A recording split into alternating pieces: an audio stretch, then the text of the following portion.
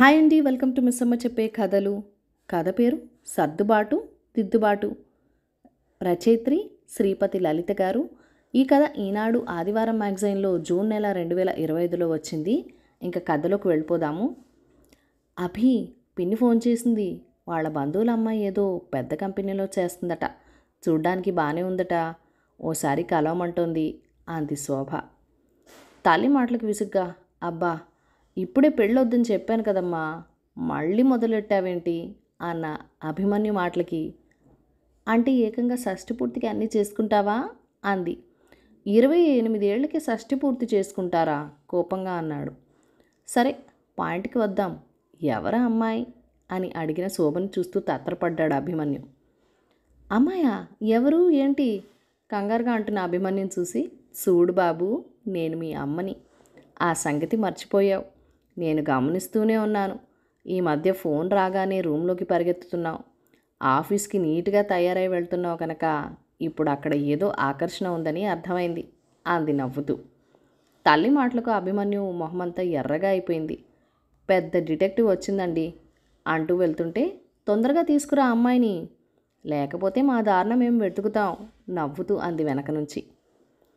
శోభా సురేష్లకు ఏకైక సంతానం అభిమన్యు. ఒక్కడే అని పిచ్చిగా ఆరాపం చేయలేదు. ఎక్కడ గట్టిగా ఉండాలో, ఎక్కడ ఫ్రీగా వదలాలో తెలిసిన శోభ కొడుకుని పద్ధతిగా పెంచింది. పెళ్లి విషయంలో కొడుకుకి పూర్తి స్వతంత్రం ఇచ్చినా తొందరపడతాడేమో అనే భయం లేకపోలేదు. శోభ ఊహించినట్టుగానే ఒక వారం తర్వాత అభి తల్లి దగ్గర ప్రస్తావన తెచ్చాడు. అమ్మా అని నసుకుతూ వెనకాలే తిరుగుతుంటే కాసేపు ఏడిపించి, చెప్పరా అనడమే ఆలస్యం. మనోజ్ఞ 6 నెలల క్రితం మా కంపెనీలో చేరింది. బాగుంటుంది, తెలివి కలది. వాళ్ళ నాన్నగారు నాన్నతో మాట్లాడతానన్నారు అని చెప్పాడు. ఇంకేం, ప్రోగ్రెస్ బాగానే ఉంది. నేను కూడా నాన్నతో చెప్తాలే అంది శోభ నవ్వుతూ. థ్యాంక్ యూ మామ్ అంటూ ఒక ముద్దు పెట్టేసి వెళ్తున్న కొడుకుని చూసి నవ్వుకుంది శోభ. మనోజ్ఞ నాన్నగారు శ్యామ్ సుందర్ సురేష్కి ఫోన్ చేసి వాళ్ళ ఇంటికి ఆహ్వానించారు. తర్వాత ఆదివారం ముగ్గురు మనోజ్ఞ వాళ్ళ ఇంటికి వెళ్ళారు. శ్యామ్ సుందర్ ఒక ప్రైవేట్ కంపెనీలో చిన్న ఉద్యోగం చేసి రిటైర్ అయ్యాడు. తల్లి ఉష గృహిణి. కూతురు మనోజ్ఞని కష్టపడి ఇంజనీరింగ్ చదివించారు. ప్రైవేట్ కంపెనీ అవ్వడంతో పెన్షన్ లేదు. రిటైర్ అయ్యాక వచ్చిన డబ్బు జాగ్రత్తగా పెట్టుకున్నారు. ఆ అమ్మాయి పెళ్ళయ్యాక వీల్ని బట్టి చిన్న ప్లాట్ కొందామని అనుకున్నారు. ప్రస్తుతం అద్దె ఇంట్లోనే ఉన్నారు. ఇల్లు చిన్నగా ఉన్నా శుభ్రంగా పెట్టుకున్నారు. శ్యామ్ ఉషలు నవ్వుతూ వీళ్ళని ఆహ్వానించారు. ఇంట్లో చేసిన పకోడీలు రవ్వలడ్డులు పెట్టి టీ ఇచ్చారు. మనోజ్ఞ పెళ్లి చూపులు అన్నట్టుగా బిగుసుకుపోకుండా ఎప్పటినుంచో పరిచయం ఉన్నట్లు చక్కగా కబుర్లు చెప్పింది. అభి అన్నట్టు అందంగా ఉంది, తెలివిగా ఉంది. కాసేపు ఆగి మనోజ్ఞ శోభని సురేష్ని ఉద్దేశించి, అంకుల్, ఆంటీ, నేను ముందే మీకు విషయం చెప్పాలి. నేను మా అమ్మ నాన్నలకి ఒక్కతే కూతుర్ని. వాళ్ళ బాధ్యత నాదే. నా జీతం నుంచి నెల నెల వాళ్ళ ఖర్చులకి ఇస్తాను. నేను 3 బెడ్రూమ్ల ప్లాట్ బుక్ చేశాను. మీతో పాటు వాళ్ళు కూడా నాతోనే ఉంటారు. ఈ విషయంలో మీకు అభ్యంతరం లేకపోతే నేను పెళ్ళికి రెడీ అంది. శోభకి మీతో పాటు వాళ్ళు కూడా ఉంటారు అన్న మనోజ్ఞ మాట నచ్చింది. ఆడపిల్లైనా మగపిల్లవాడైనా పిల్లలు అమ్మా నాన్నల బాధ్యత తీసుకోవటం అనడం మంచి విషయం. తనని ఇంత కష్టపడి పెంచిన తల్లిదండ్రుల బాగోగులు చుట్టడం పిల్లల కనీస కర్తవ్యం అనుకుంది శోభ. ఇంటికి వచ్చాక సురేష్తో అంటే అతను కూడా అలానే అన్నాడు. ఆ అమ్మాయిలో నాకేమీ లోపాలు కనిపించలేదు. వాళ్ళ తల్లిదండ్రులను చూసుకుంటాను అనడంలో మంచి అమ్మాయి అనే తెలుస్తోంది. నాకు ఓకే అన్నాడు. అందరి సమ్మతితో పెళ్లి జరిగిపోయింది. ఒక 4 నెలలు మనోజ్ఞ అత్తగారింట్లోనే ఉంది. ఆడపిల్లలు లేకపోవడంతో శోభా సురేష్లు ఎంతో ప్రేమగా చూసుకున్నారు. సెలవుల్లో అందరూ ఉషా శ్యామ్ల ఇంటికి వెళ్ళేవారు. లేదంటే వాళ్ళైనా ఇంటే వచ్చేవారు. ఉషకి వంట పని అంతగా రాదు. శోభ దగ్గరికి వస్తే, వదినా, మీ వంట ఎంత బాగుంటుందో. శ్యామ్ కూడా అంటారు, మా చెల్లి వంట ఎంత బాగా చేస్తుందో, నువ్వు నేర్చుకోవచ్చుగా అని. ఇప్పుడేం నేర్చుకుంటానులే, మీ చెల్లి చేసి తింటాను అన్నాను అన్న ఉష మాటలకి పొంగిపోయి, ఏం కావాలో చెప్పు ఉషా, చేస్తాను అనేది శోభ. మనోజ్ఞ కొన్న ఫ్లాట్ రెడీ అయింది. పెద్దవాళ్ళు 4 వాళ్ళకి తోచిన సలహాలు చెప్పి ఇంటిని అందంగా తీర్చిదిద్దారు. 3 బెడ్రూమ్ల ఫ్లాట్. ఒక రూమ్ అభి మనోజ్ఞ కోసం సిద్ధం చేస్తే రెండోది శోభ వాళ్ళకి, మూడోది ఉషా వాళ్ళకి కేటాయించారు. ఎంత సొంత ఇల్లు ఉన్నా కొడుకు కొన్న ఫ్లాట్లో తమ కోసం ఒక రూమ్ ఏర్పాటు చేయడం శోభా సురేష్లకు చాలా ఆనందం కలిగింది. గృహప్రవేశం రోజున పిల్లలు పూజ చేస్తుంటే ఆ నలుగురు ఆనందంతో పొంగిపోయారు. అత్తయ్య, ఇల్లు ఇంత చక్కగా దగ్గర ఉండి అన్నీ చేసుకున్నాం. మాకు ఆఫీస్ కూడా బాగా దగ్గర, మనందరం ఇక్కడే ఉందాం అన్న మనోజ్ఞ మాటలకి పొంగిపోయింది ఉష, కూతురు అత్తగారికి ఇస్తున్న విలువ చూసి. అత్తయ్య వాళ్ళు ఎలానో అత్తే ఇంట్లోనే ఉంటున్నారుగా, అది ఖాళీ చేసి ఇక్కడికి వచ్చేయమన్నాం అని అభి అంటే కొడుకు సంస్కారానికి ఉబ్బి తబ్బిపైపోయాడు సురేష్. ముందు మీ మామగారు వాళ్ళని షిఫ్ట్ అవ్వమను, మేం వస్తాంలే అన్న తల్లిదండ్రులను ఆరాధనగా చూశాడు అభి. అదే ఇల్లు ఖాళీ చేసి ఉషా వాళ్ళు కొత్త ఫ్లాట్లోకి వచ్చారు.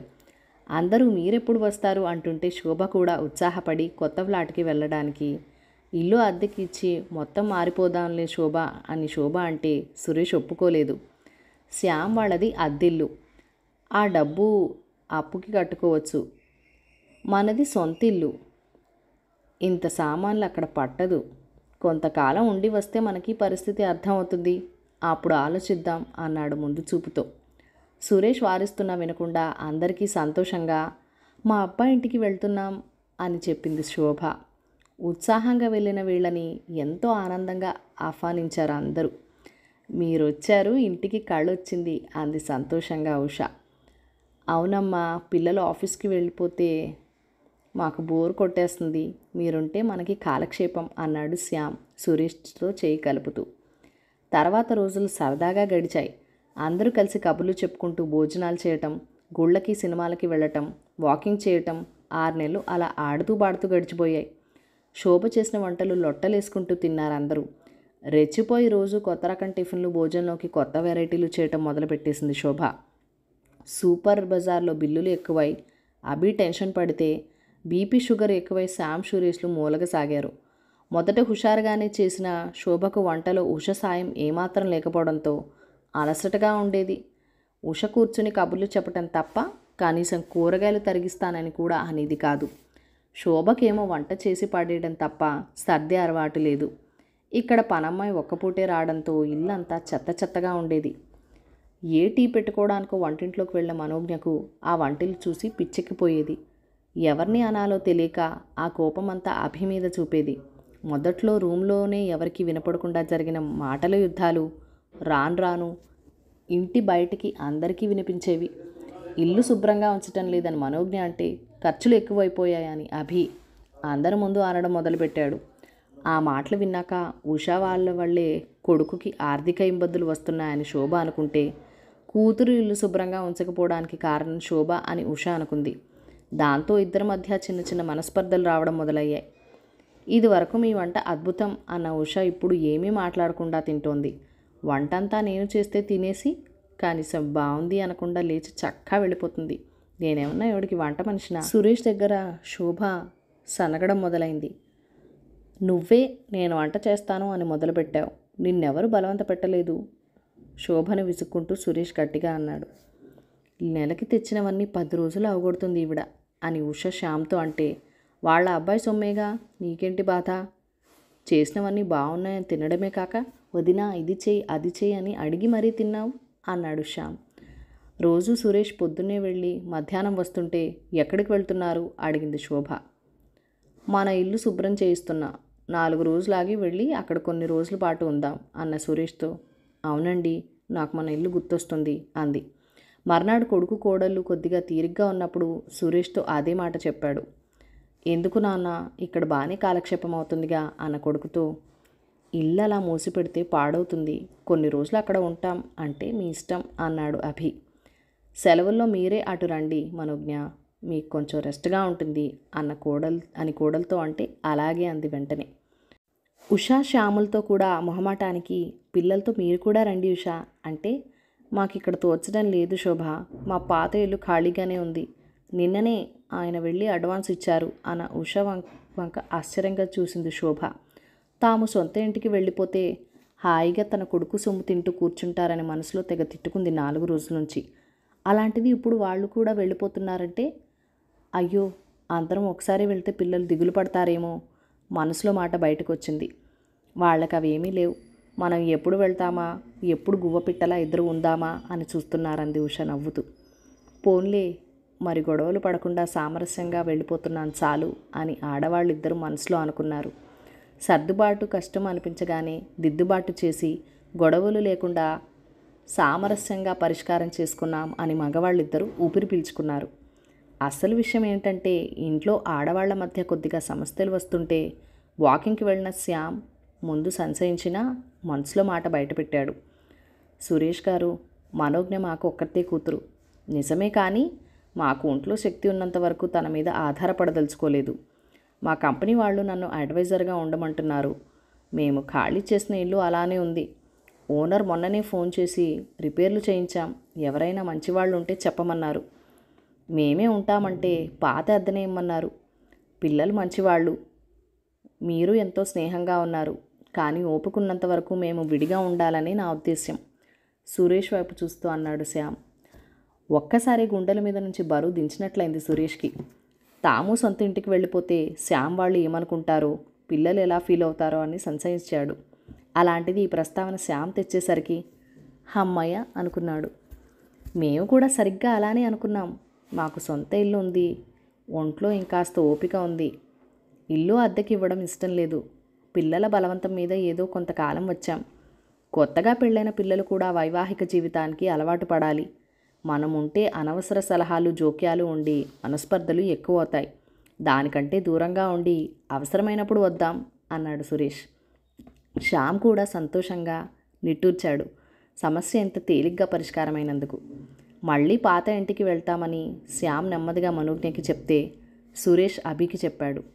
పిల్లల ముందు వద్దు అన్నా కలుసుండి గొడవలు వచ్చే కన్నా దూరంగా ఉండి ప్రేమగా ఉండటం మంచిదన్న సంగతి అర్థమై సరే అన్నారు. ఇలా కొంతకాలం పోతే కుటుంబాల మధ్య సామరస్యం పెరిగి అప్పుడు సర్దుబాటు తేలిక అవుతుంది. దానికోసం ఇప్పుడు చేసిన దిద్దుబాటు అవసరం అనుకున్నారు అందరూ. కథ సమాప్తం. ఈ కథ మీకు నచ్చినట్లయితే కనుక లైక్ చేయండి, షేర్ చేయండి, మన ఛానల్ని సబ్స్క్రైబ్ చేసుకొని మీ సపోర్ట్ ఇవ్వండి. మీ అమూల్యమైన ఫీడ్బ్యాక్ అండ్ సజెషన్స్ నాతో కామెంట్ సెక్షన్లో కూడా షేర్ చేసేయండి. Thank you for watching. Bye bye.